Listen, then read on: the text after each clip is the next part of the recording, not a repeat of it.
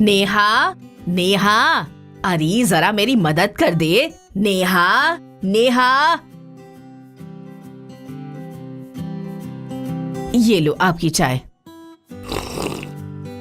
ये सब आपकी गलती है। अरे अब मैंने क्या किया? ये सब आपकी ही कारस्तानी है। ना नेहा को वो नया बड़ा मोबाइल ला कर देते और ना ही वो ऐसी रहती। अरे अब फर्स्ट क्लास में पास हुई है तो कुछ तो देना बनता ही है। हा, फर्स्ट क्लास में पास हुई, शादी करके जाएगी तो क्या ससुराल वालों को डिग्री खिलाएगी? ना वो उस मोबाइल को छोड़कर घर का काम सीखती है और ना ही मेरी बात मानती है। जब ससुराल वाले ताना मारे ना तो मुझे ना कहना। मेरी बेटी शादी करके ससुराल जाएगी ही नहीं। तुम ही उसे जिंदगी भर अपने हाथ का खाना खिलाना। हा, आए बड़े, दिन भर ये लड़की मोबाइल पे लगी रहती है, ना जाने क्या खेलती रहती है वो। अरे उसे पबजी कहते हैं। हाँ वही, पता नहीं क्या होगा इस लड़की का। इस दिन को बस कुछ ही महीने बीते थे और आज नेहा को देखने राजीव और उसकी माँ नेहा के घर आए थे। है तो बहुत सुंदर, कितनी पढ़ी लिखी हैं? मेरी बेटी ग्रेजुएट है, वो भी फर्स्ट क्लास से। अरे वाह, मैं राजीव के लिए पढ़ी लिखी लड़की ही ढूंढ रही थी। राजीव, क्या तुम्हें नेहा पसंद है? राजीव ने शर्मा कर हाँ बोला और उन दोनों की शादी पक्की हो गई। नेहा हमेशा पबजी खेला करती थी, दिन में, सुबह, शाम, हर वक्त। अरे नालायक, कुछ काम सीख ले, ससुराल वाले ताना मारेंगे ना तब समझेगी। नेहा अपनी माँ की बातों पर बिल्कुल भी ध्यान नहीं देती थी। कुछ महीनों बाद राजीव और नेहा की बड़ी धूमधाम से शादी हुई। दोनों परिवार वाले बहुत खुश थे। शादी वाली रात जब राजीव कमरे में जा रहा था तो वो थोड़ा नर्वस था, लेकिन अंदर का नजारा देखकर वो हैरान रह गया। उसकी दुल्हन बड़े मजे से फोन पर पबजी खेल रही थी। राजीव को तो समझ ही नहीं आया कि वो क्या बोले। अगली सुबह, बहू, अरे बहू। नेहा की सास किचन में नाश्ता बनाने लगी। सारा नाश्ता तैयार हो गया। कमाल है, नेहा अब तक नहीं आई, चलकर देखती हूँ। नेहा की सास जब उसके कमरे में गई तो नेहा अपने फोन में पबजी खेल रही थी। मैं कब से आवाज दे रही हूँ और तुम यहाँ गेम खेल रही हो? अब वो माँ जी, अगर मैं गेम छोड़ देती तो कोई मुझे मार देता। एक मिनट माँ जी, एक मिनट। ठीक है, नाश्ता तैयार है, नाश्ता करने आ जाओ। राजीव और उसकी माँ दोनों नाश्ता करने पहुंच चुके थे, लेकिन नेहा अब भी गेम खेलने में बिजी थी। मैं कब से इस लड़की को आवाज दे रही हूँ, लेकिन ये गेम छोड़ती ही नहीं। राजीव चुपचाप नाश्ता करने लगा। उसने अपनी माँ को कोई जवाब नहीं दिया।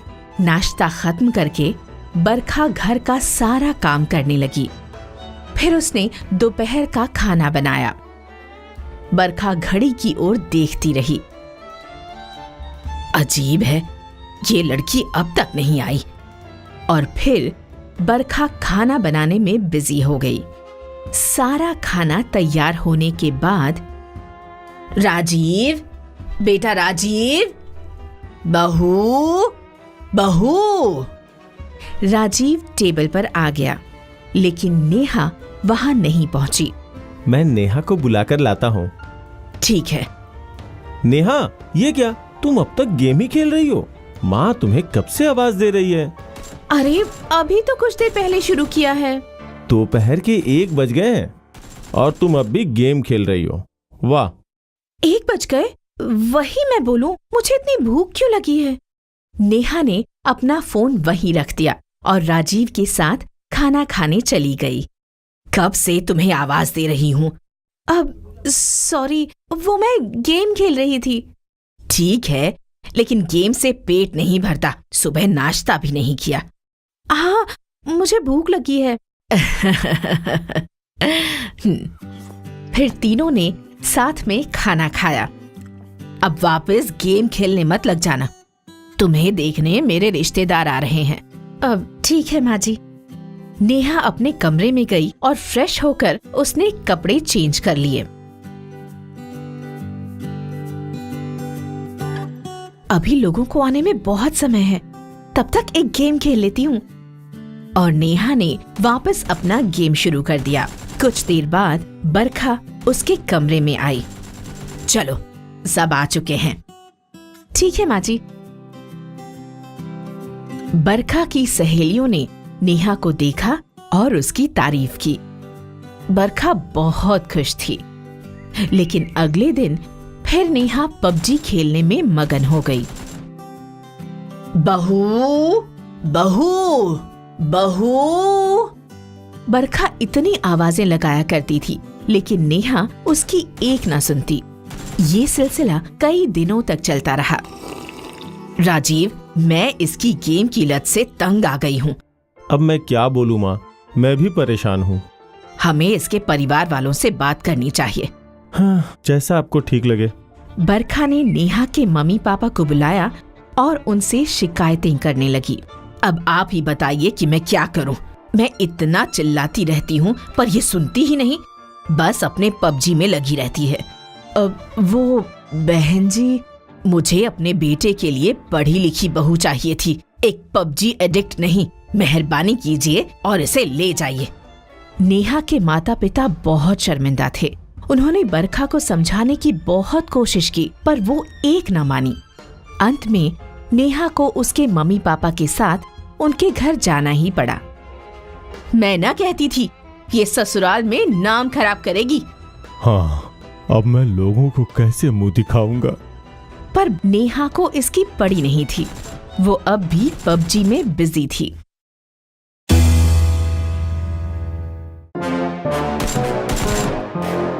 पबजी वाली बहू। नेहा अपने मायके वापस तो लौट आई, पर उसे जरा भी फिक्र नहीं थी। और यहाँ उसके माँ बाप लोगों को क्या जवाब देंगे, इसी चिंता में डूबे थे। लगता है नेहा के ससुराल से निकाले जाने की बात फैल गई है। देखो, मुझे कॉल्स आना शुरू हो गए। सब आपकी गलती है। मैं नहीं कहती थी कि ये लड़की ससुराल में नाक कटाएगी। अब क्या जवाब देंगे हम दुनिया को? मुझे तो समझ नहीं आ रहा कि नेहा ऐसी कैसे बन गई। तुम्हें अगर याद होगा तो जब नेहा 13 साल की थी तब वो कितनी चंचल थी। मेरे साथ मेरी स्कूटर भी रिपेयर करती थी। मुझे याद है जी, मुझे तो उसका किचन में काम करना भी याद है। आपको याद है क्या, जब नेहा ने पहली बार पूरी भाजी बनाई थी? टेंडरन, पापा टेस्ट करके बताओ ना कैसी है। एकदम फर्स्ट क्लास। देखा मम्मी, पापा को मेरी पूरी भाजी पसंद आई।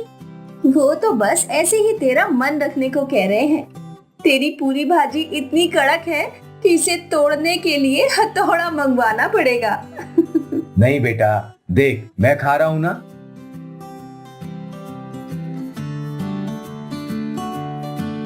हाँ, मुझे याद है, बहुत कड़क पूरियां थीं। और फिर अगले एक हफ्ते नेहा खाने में सिर्फ पूरियां ही बनाती थी। हाँ, और अपने प्यारे डॉगी टॉमी को भी खिलाती थी। हाँ, मैं टॉमी को कैसे भूल सकता हूँ, कितना नटखट था वो। नेहा सारा दिन उसके साथ ही खेलती रहती थी। और फिर एक दिन नेहा को हॉस्टल जाना पड़ा और वो कितना रोई थी टॉमी से बिछड़ते हुए। हाँ, वो हॉस्टल। उसके बाद ही नेहा फोन से चिपक गई। ना आप उसे हॉस्टल भेजते, ना ही महंगा फोन दिलवाते, और ना आज उसकी ये हालत होती। मैंने तो उसे पढ़ाई करने के लिए हॉस्टल भेजा था। मुझे क्या पता था वो अकेलेपन में मोबाइल को ही अपना बेस्ट फ्रेंड बना देगी। अभी क्या कहा आपने? अकेलेपन में मोबाइल को बेस्ट फ्रेंड बना लेगी। मिल गया क्या मिल गया? नेहा का एडिक्शन दूर करने का रास्ता। पर क्या? पूनम ने जयदीप के कान में वो युक्ति बताई, जिसे सुनकर जयदीप की आंखों में भी चमक आ गई। फिर पूनम और जयदीप घर के बाहर गए। जब वो लौटे तो उनके हाथों में एक बास्केट था जो गिफ्ट रैप था। दोनों नेहा के कमरे में गए। नेहा, हम तुम्हारे लिए कुछ स्पेशल लेके आए हैं। माँ, मुझे डिस्टर्ब मत करो वरना मैं हार जाऊंगी। अगर देखोगी नहीं तो मैं इसे वापस कर दूंगा। पूनम ने दोनों की ओर देखा और जयदीप ने वो बास्केट पूनम के सामने रख दिया। उस बास्केट में से एक क्यूट से पपी ने अपनी मुंडी बाहर निकाल ली। वाओ, कितना क्यूट है ये! नेहा ने अपना फोन रख दिया और पपी को उठा लिया। ये देखकर पूनम और जयदीप दोनों खुश थे। उनका प्लान काम कर रहा था। कुछ देर वो अपनी बेटी को पपी के साथ खेलते देखते रहे, फिर वहां से चले गए। कुछ समय बाद नेहा ने वापस पबजी खेलना शुरू कर दिया, लेकिन पपी उसे खेलने ही नहीं दे रहा था। अरे रे, तेरी वजह से मैं हार जाऊंगी। पर पपी नेहा को सताता रहा। पूनम और जयदीप छुपकर ये सब देखते रहे। कुछ दिनों में नेहा ने पबजी खेलना एकदम कम कर दिया था। वो अपने नए पपी के साथ ही उलझी रहती थी। नेहा, अरे ओ नेहा! पूनम की आवाज देते ही नेहा किचन में आ गई। ये देखकर पूनम हैरान थी। क्या हुआ माँ? जरा ये पूरी तल दे, मैं तेरे पपी का खाना लेके आती हूँ। ठीक है माँ। नेहा को किचन में पूरी तलता देख पूनम और जयदीप बहुत खुश थे। धीरे धीरे नेहा ने पबजी खेलना बिल्कुल बंद कर दिया था। अब वो सारा समय या तो अपने पपी के साथ होती या अपने माँ बाप के साथ। नेहा बेटा, मैं सोच रहा हूँ कि अब तुम्हें ससुराल लौट जाना चाहिए। पर वो लोग मुझे वापस लेंगे क्या? अपने पति से बात करके तो देखो। पापा के कहने पर नेहा ने राजीव को कॉल लगाया। नेहा का कॉल देखकर राजीव खुश हो गया। हेलो, मुझे यकीन नहीं हो रहा तुमने कॉल किया है। मुझे लगा था आप मेरा कॉल उठाएंगे ही नहीं। ऐसा क्यों? मैंने आपकी और आपकी माँ की, अपनी बहू से रखी हुई सारी उम्मीदें तोड़ दी थी ना। लेकिन अब मैं बिल्कुल बदल गई हूँ। मैंने पबजी खेलना भी छोड़ दिया है। अरे वाह! लेकिन अब मेरा एक नया दोस्त है, एक पपी। मुझे भी पपीज बहुत पसंद है। तो क्या शाम को ही आता हूँ तुम्हें और तुम्हारे पपी को वापस घर लाने। ये सुनकर नेहा बहुत खुश थी। उसने माँ पापा को भी ये बताया। वो दोनों भी खुशी से फूले न समाये। शाम को पूरे परिवार ने राजीव और नेहा की सास का इंतजार किया। वो दोनों आए। सभी ने अच्छे से बातें की। ये तो बहुत अच्छी बात है कि नेहा का पबजी एडिक्शन टूट गया। ऐसा बोलते हुए बरखा ने सामने रखा हुआ एक समोसा चखा। बहन जी, आपके बनाए हुए समोसे तो बहुत टेस्टी हैं। ये मैंने नहीं, नेहा ने बनाए हैं। ये सब चीजें खुद उसने अपने हाथों से बनाई हैं, खास आपके लिए। बरखा और राजीव खुशी से चौंक गए।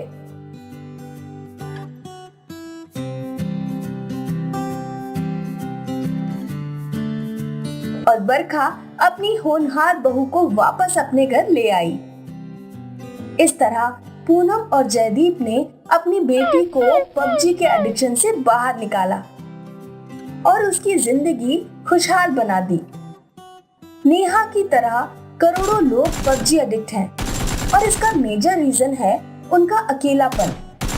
पबजी में टाइम बर्बाद करने से बेहतर है परिवार को टाइम दे और खुश रहे।